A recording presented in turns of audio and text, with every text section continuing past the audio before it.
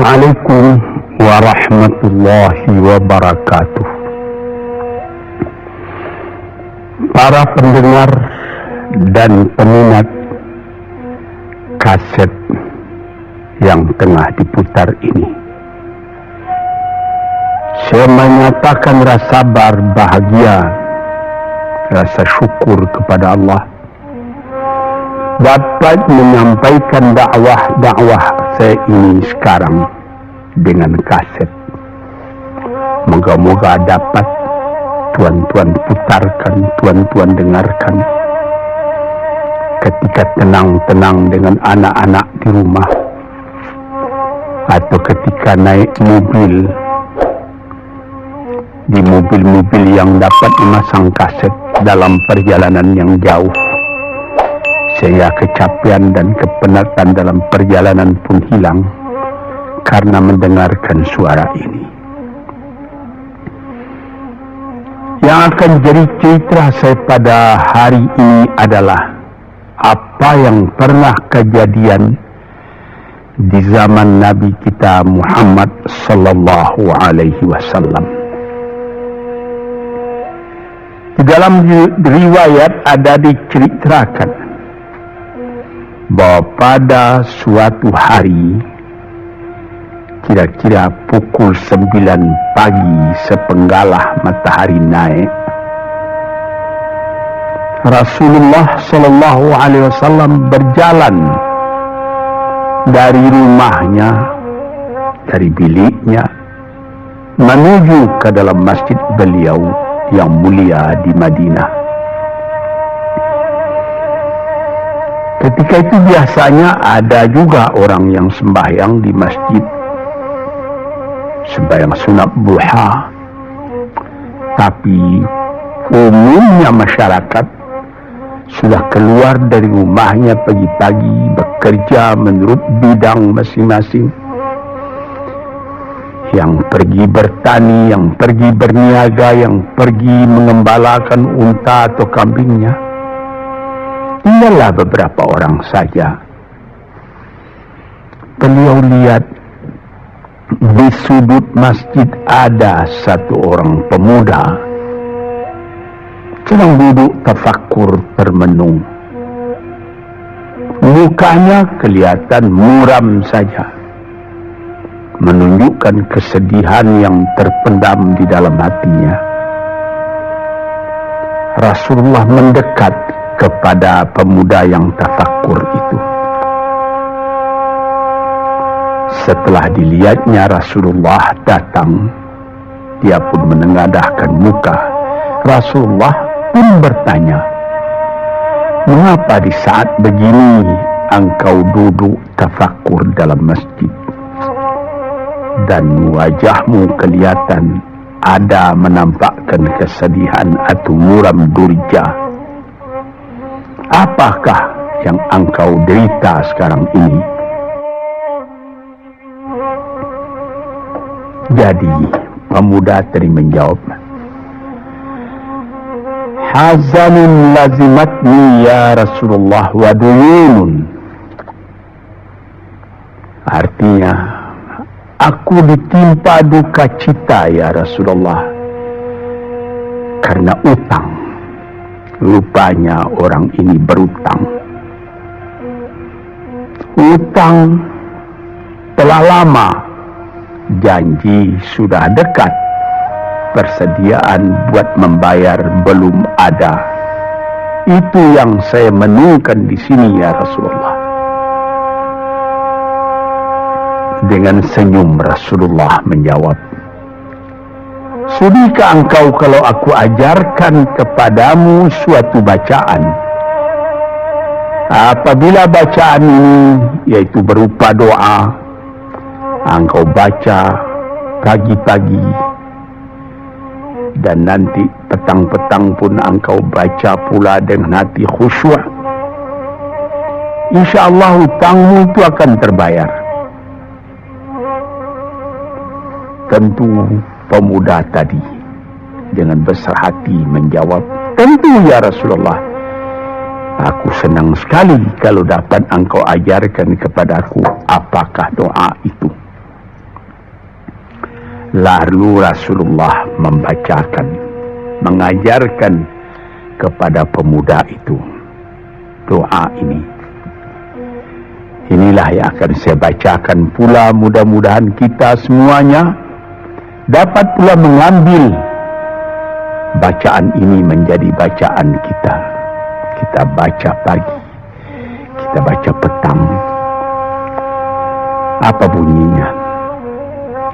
Allahumma inni a'udzubika minal hammi wal hazani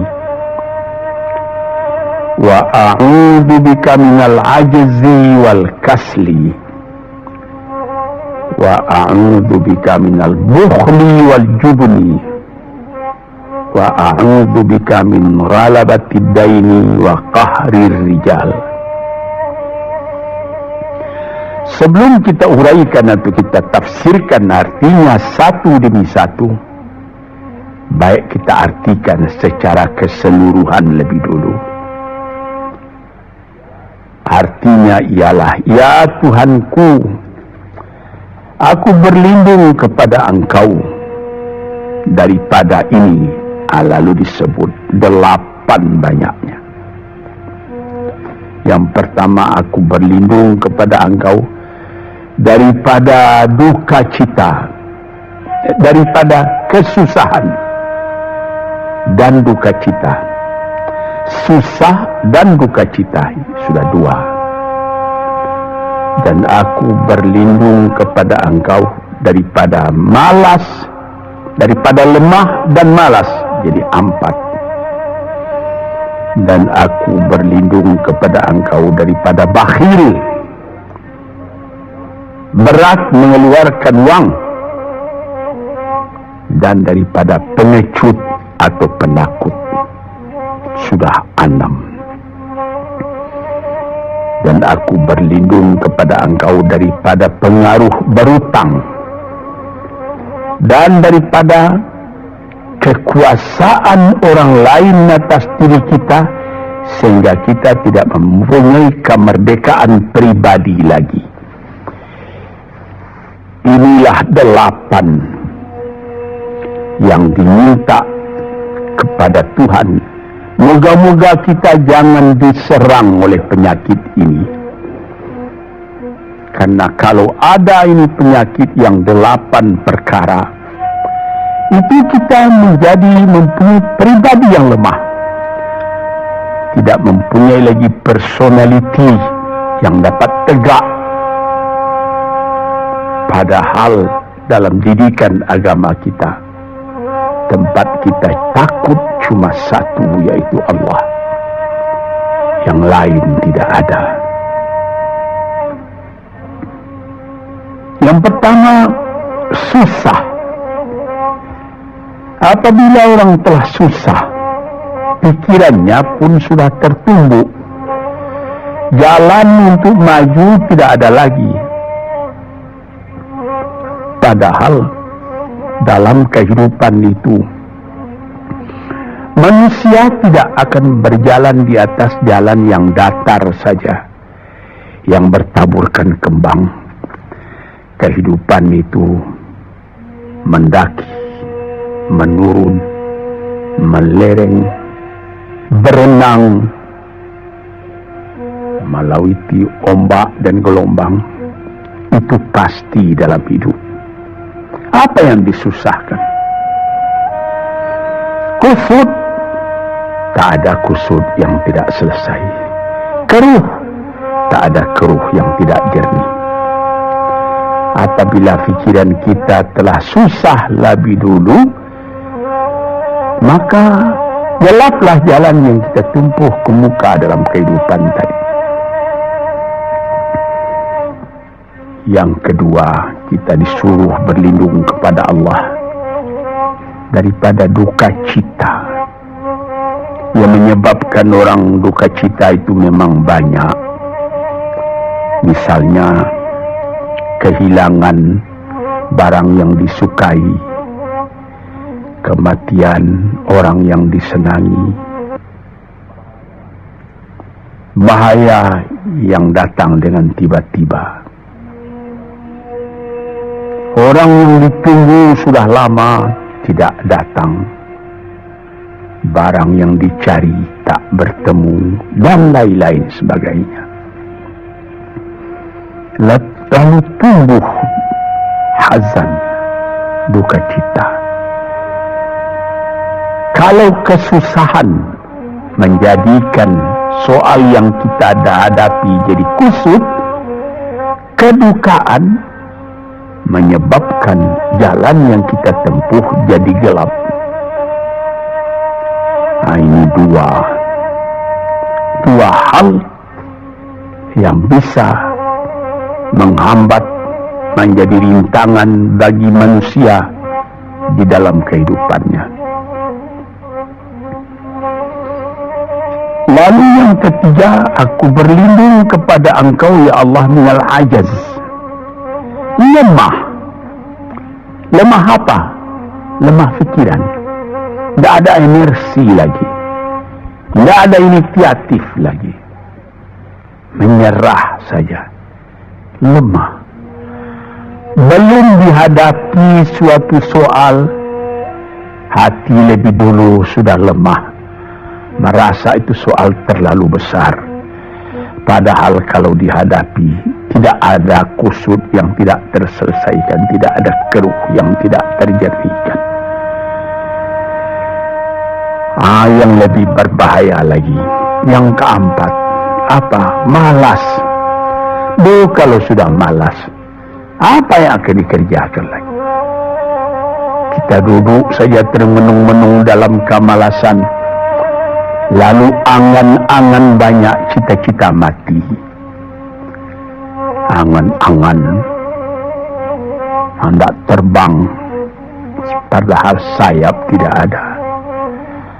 Angan-angan hendak mempunyai ini, hendak mempunyai itu, hendak mempunyai Mercedes-Benz, hendak mempunyai rumah besar, tapi ikhtiar tidak ada.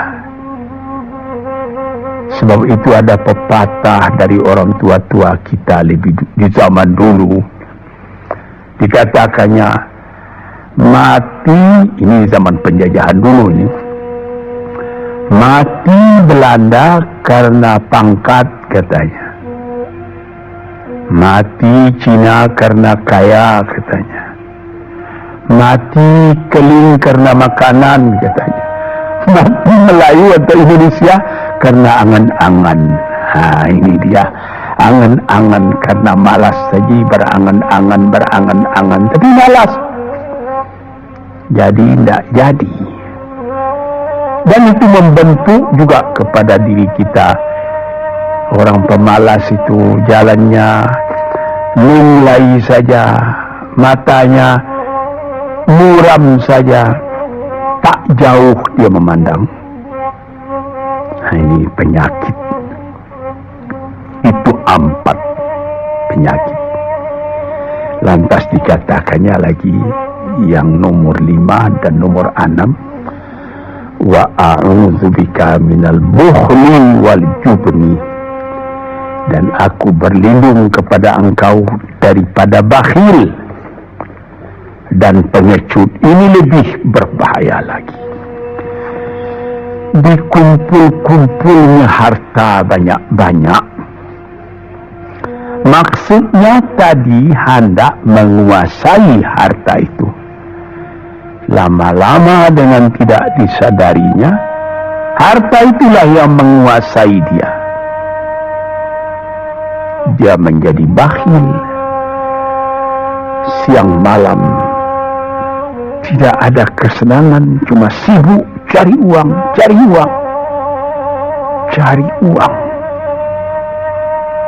Kemudian simpan banyak-banyak. Gunanya ya cuma mengumpul itu saja.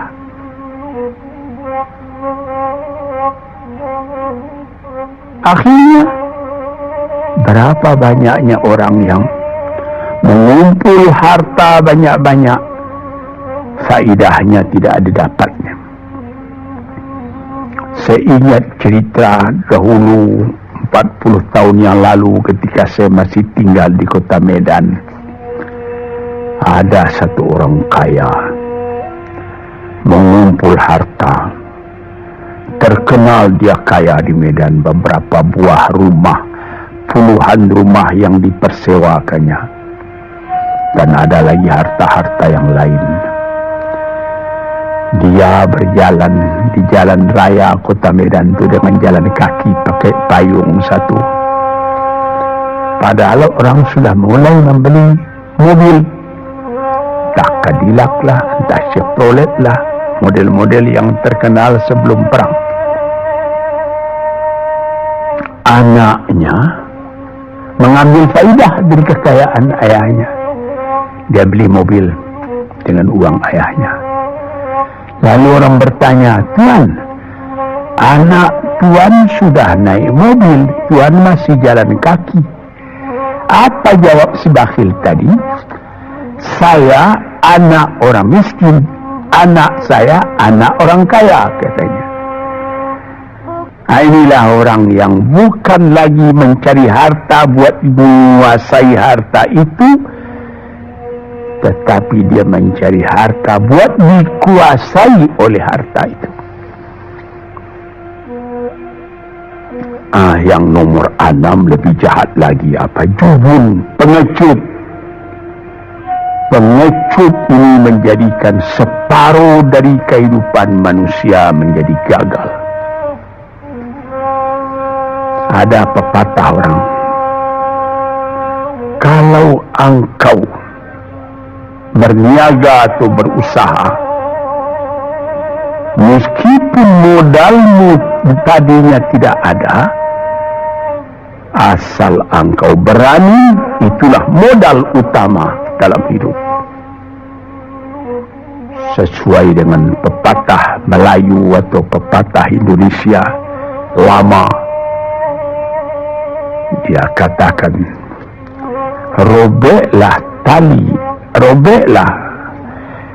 putuslah tali layang-layang, robek kertas tentang bingkai.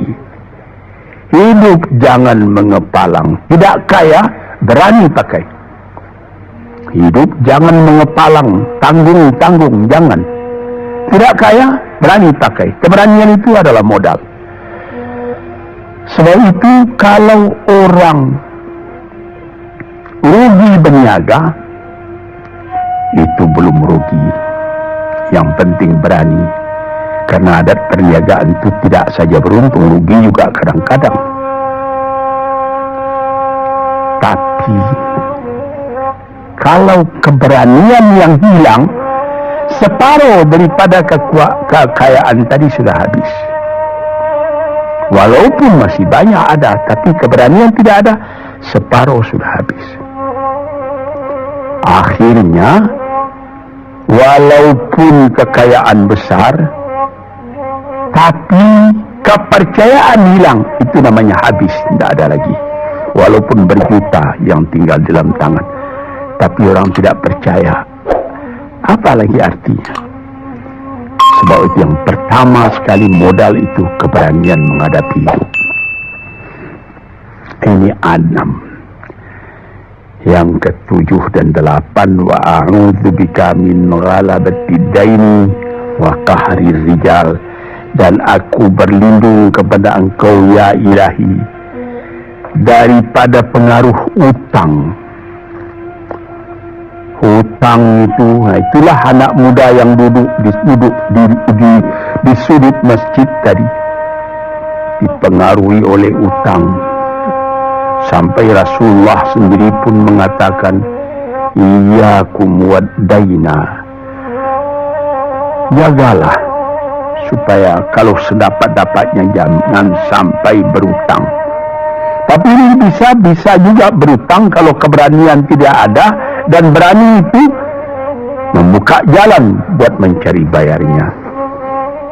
Tetapi kalau pengecut berutang lagi, itu payah buat membayar. Sebab itu Nabi mengatakan, iyyakum wad-daina, saya akan sedapat-dapatnya elakkanlah supaya jangan berutang.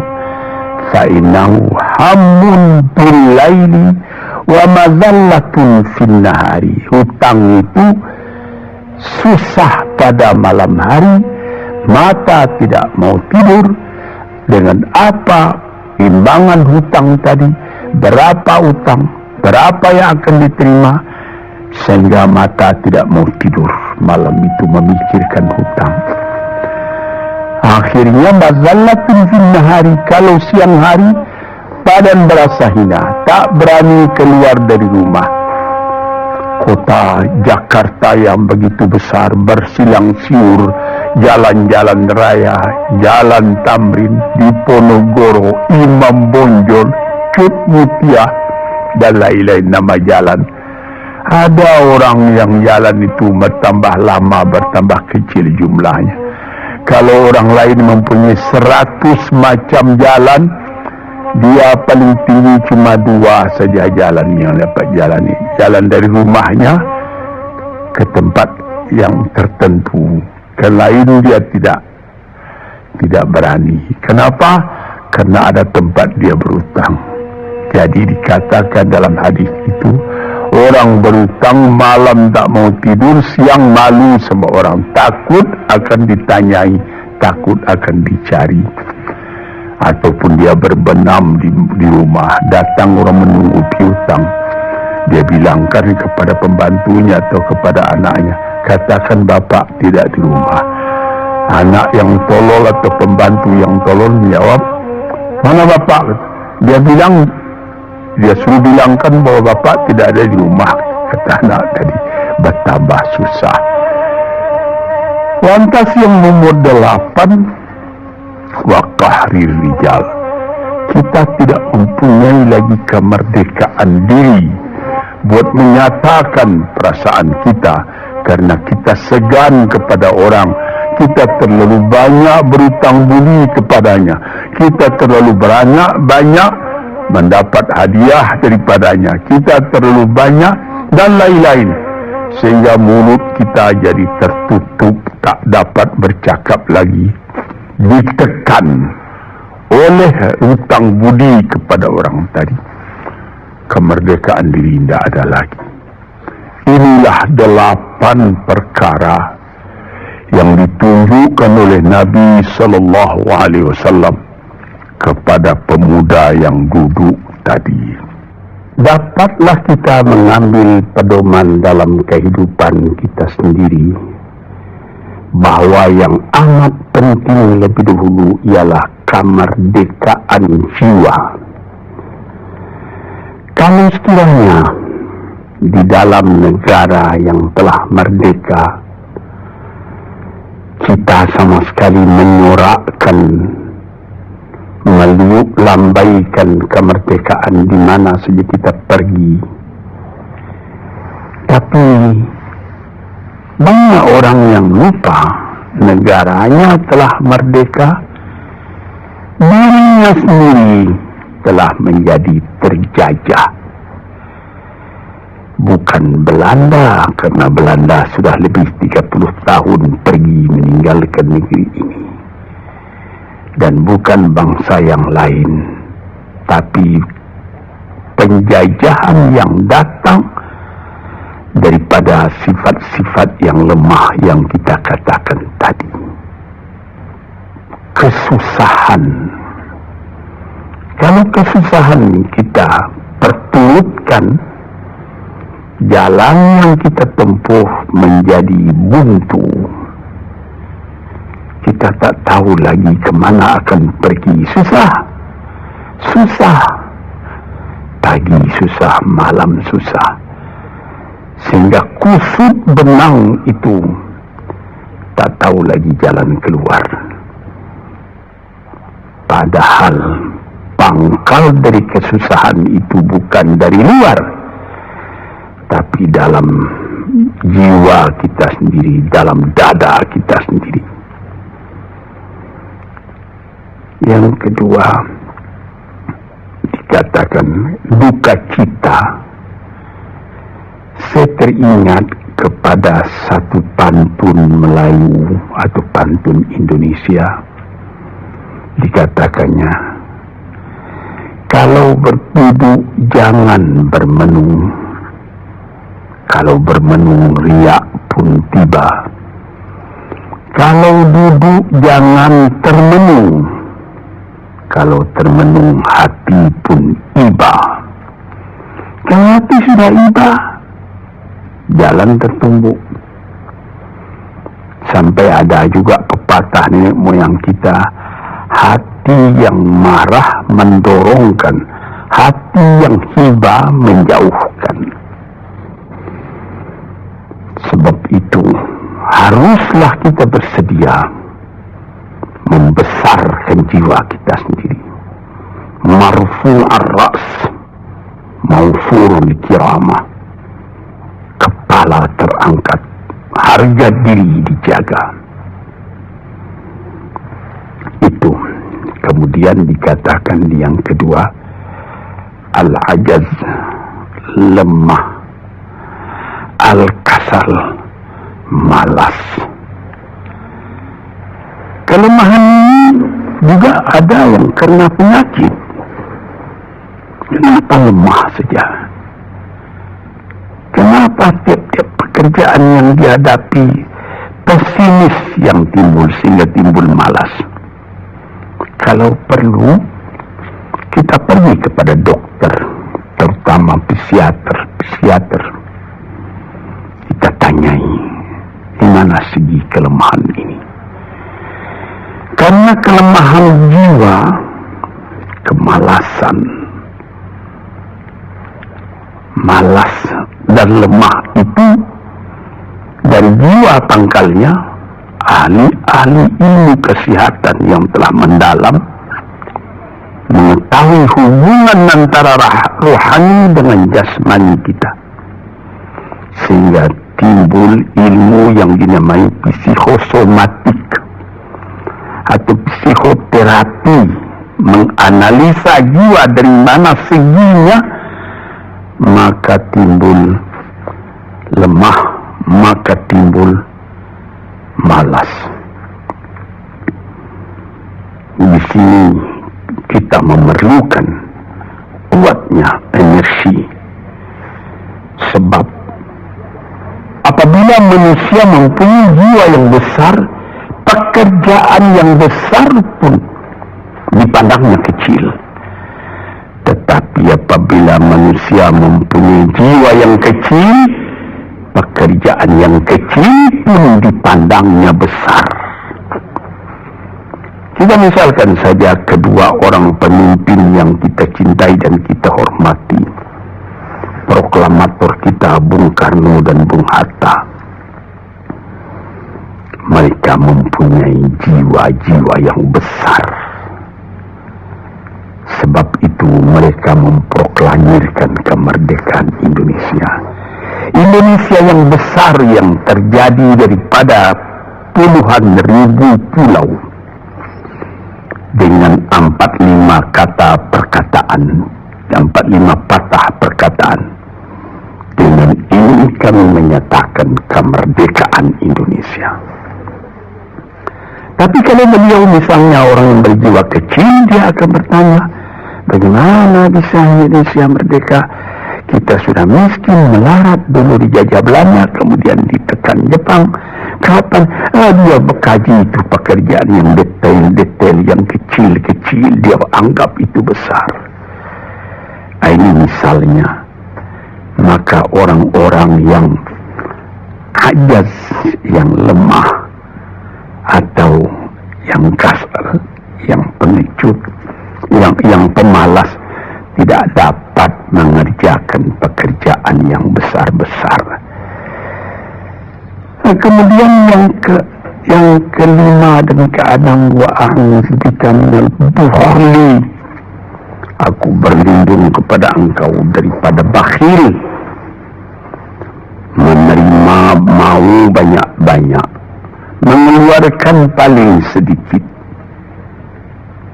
Dia anggap, sebagaimana saya katakan tadinya dia menguasai harta. Akhirnya dengan tidak disadarinya, dia yang dikuasai oleh harta. Akhirnya orang yang begini kerjanya cuma mengumpul harta saja. Kumpulkan harta banyak-banyak, kemudian Tuhan memanggilnya kembali ke akhirat, mati, tidak ada harta tadi yang dibawanya. Tinggal menjadi perselisihan di antara anak dan cucu. Di hari-hari yang pertama, anak tadi menangis.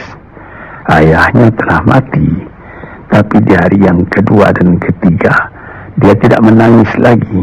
Dia berpikir, di mana kunci ditaruh ayah? Di mana simpanan ayah? Berapa peninggalan ayah? Lalu dia berkelahi. Anak tadi. Nah ini, karena si ayah tadi buhul, bakhil, nikmatnya orang lain yang merasai, dia sendiri sengsara diperintah oleh hartanya itu. Apatah lagi yang keenam, jubun, pengecut. Dia berjalan malam hari. Kelihatan olehnya pohon kayu bergerak-gerak. Disangkanya itu hantu. Dia lari terus, bertambah lari, bertambah takut. Akhirnya dia pingsan karena sudah lari itu. Ini tidak ada apa-apa oleh orang yang berani. Ini orang yang gagal di dalam perjalanan hidupnya. Karena penakutnya, karena pengecutnya itu. Padahal di dalam keterangan agama sendiri, orang-orang yang beriman kepada Allah dikatakan la tahinu wa la ta'zanu wa antumul a'launa in kuntum mu'minin. Jangan engkau merasa lemah, jangan engkau merasa duka cita, jangan engkau merasa pengecut. Engkau tinggi kalau engkau beriman kepada Allah Subhanahu wa ta'ala. Dengan iman kepada Allah Ta'ala itu kita melihat alam dalam keindahannya, dalam kekecilannya. Yang besar cuma Allah.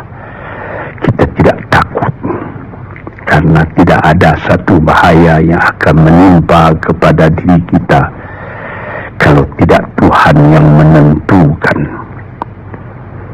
Ini pokok tuan-tuan para pendengar kaset yang saya muliakan.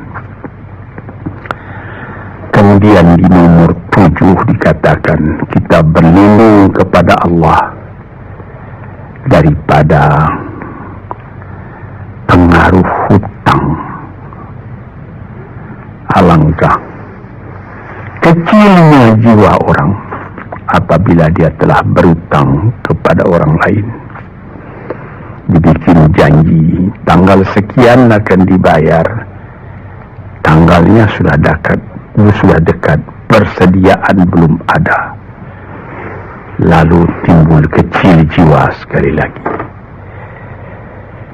Apatah lagi Qahri Rijal yang nomor 8. Yang ke-8 sebagaimana telah kita uraikan tadi ialah Qahri Rijal, pengaruh orang lain kepada diri kita sendiri,